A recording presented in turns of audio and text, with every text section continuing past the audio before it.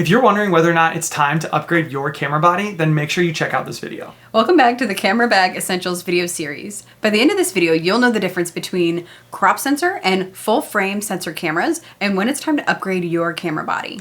But before we jump into that, we want to introduce ourselves. I'm Hunter. And I'm Sarah. And we're Hunter and Sarah Photography, a husband and wife professional wedding photography team.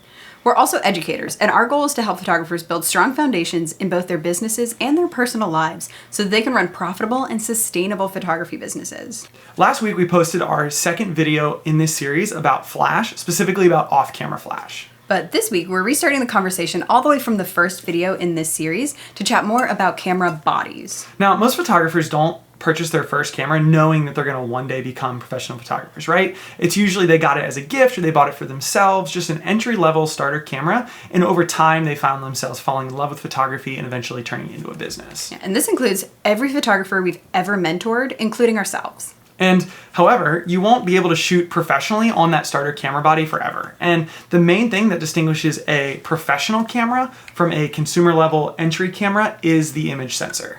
Every camera made by the major camera manufacturers falls into one of two categories. The camera has a crop sensor or a full frame sensor.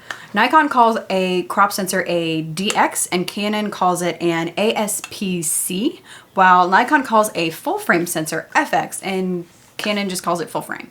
So the image sensor is the part of the camera that absorbs the light that comes in from your lens and converts that light into a digital image. So a full frame sensor is basically the industry standard for professional camera equipment, while crop sensors, like the name implies, are cropped or smaller.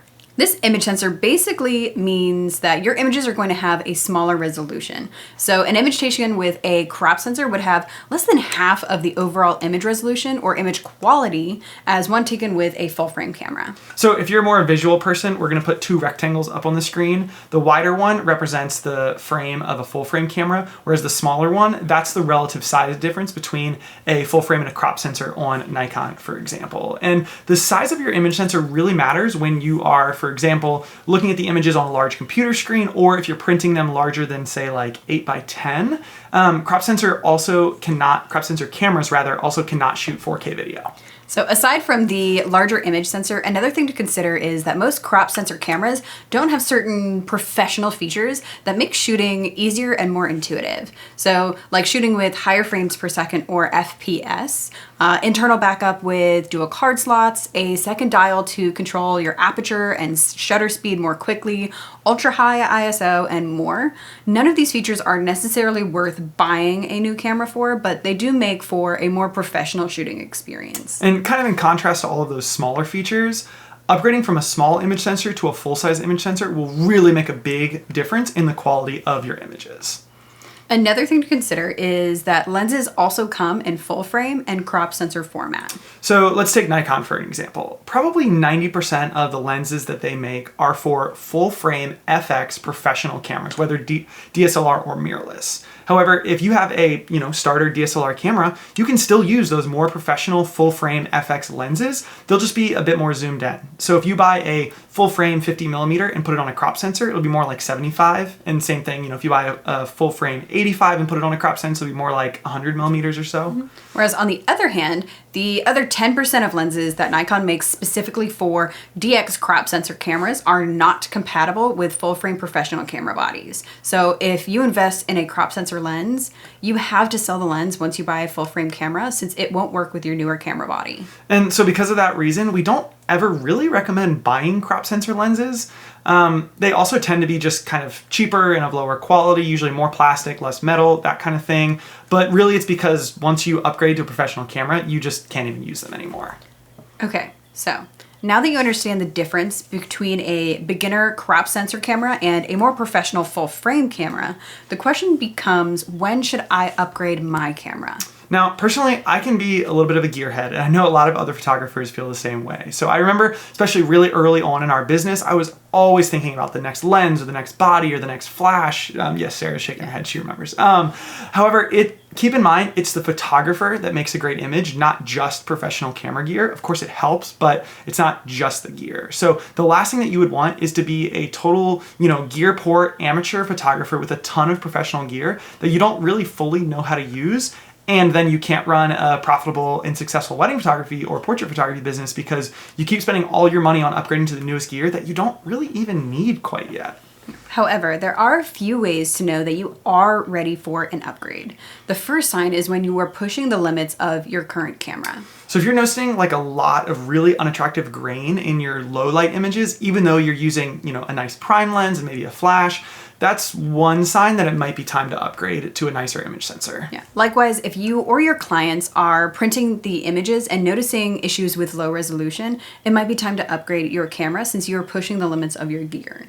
So the second sign that it might be time to upgrade is if you're shooting once in a life events and therefore need a backup camera. So anytime a photographer is shooting something like a wedding or birth or, any type of event that just absolutely cannot be redone, we always recommend having a second camera body on hand. Although it is really rare, we have heard stories of camera bodies malfunctioning and just completely dying, like not the battery dies, but the camera itself is just dead and unusable in the middle of a job. If something like that happens, you want to be able to jump into your camera bag or maybe the trunk of your car and grab a backup, not like frantically calling people in the middle of a wedding trying to get an extra camera body. Yeah, and if you're going to buy a second camera, you may as well upgrade to full frame and keep your current crop sensor as your backup. I don't think we'd ever recommend purchasing a crop sensor camera for anything other than a starter camera, but more on that later. So the third way to know that it might be time to upgrade your camera is if your current camera body has just become like hopelessly outdated. So kind of like iPhones, for an example, most of the camera manufacturers come out with new camera bodies every 1 or 2 years or so. But also like iPhones, sometimes if you go from one camera to the one that immediately follows, it can be a pretty modest upgrade. Like, for example, if you upgraded from like an iPhone 10 to an iPhone 11, you might not notice that much of a difference. Maybe the camera's a little better, maybe it's a little faster, but it's not gonna blow you away. However, if you upgrade from an iPhone 4 to an iPhone 11, it would blow your mind. So we're not saying that you always need the newest technology and should update your camera body every year.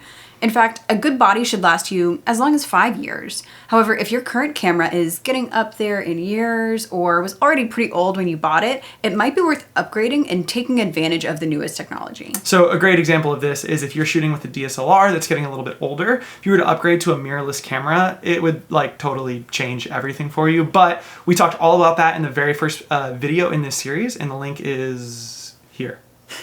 But at the end of the day, if you currently are or want to become a wedding photographer, either before or at some point during your first wedding season, you should probably be shooting with professional gear, which means a full frame camera body. If you're getting ready to shoot your first wedding and all you have is a crop sensor, it's not the end of the world. But if you want to call yourself a professional wedding photographer, you don't want to go too long shooting with a crop sensor camera because the images you deliver just can only be of, a certain quality. Yeah. But so for Sarah and I, just to give you a little bit of our experience, the very first upgrade we ever made was from our very first camera, the Nikon D3000, which at the time was like the very lowest entry-level starter camera that Nikon sold, to the Nikon D90, which we still have hanging around in our office for whatever reason. So the D90 is a more expensive camera with, I would say, like slightly more advanced features. It's got some of those kind of nicer professional features, but at the end of the day, it's still a crop sensor camera. And we shot with this camera for a year, maybe 2, before we then upgraded to our first full frame camera, the Nikon D750.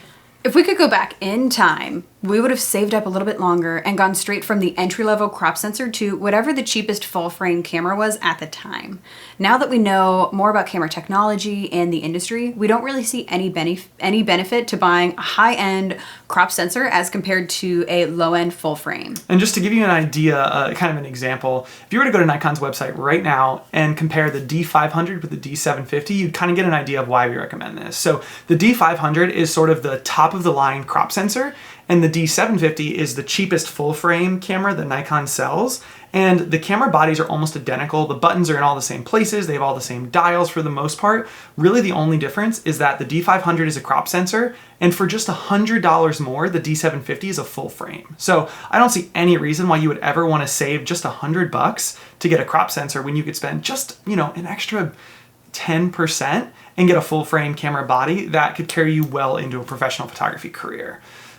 Or better yet, save up a little more and go right for the Z5 or the Z6 II mirrorless camera. Yeah, go watch the first video and you'll know why we recommend that. Yeah. But guys, that is it for today. Thank you so much for watching. Our hope is that this video has helped you understand how to best spend those hard-earned photography dollars in order to really grow your business. Yeah. If you want more helpful free content for photographers, as well as a community of people who are also building their photography businesses, we'd encourage you to join our Facebook community, Mastering the Wedding Photography Biz with Hunter and Sarah. Now, this video is just one in a 10-part series, and we do have a couple of videos left, so be sure to like, subscribe, turn on notifications, all that good stuff, so that you do not miss any of the final videos in this series. Yeah, if you are ready to upgrade your camera body, we would be honored if you would consider using our affiliate link in the description below. You pay the same price you normally would on Amazon, but we get a small cut as a thank you for making this video. And finally, if you want an even deeper dive into camera bodies, then check out the kind of more detailed written version of this video on the Hunter and Sarah Photography blog. Link is below. But thanks, guys. See you next week. See you next week.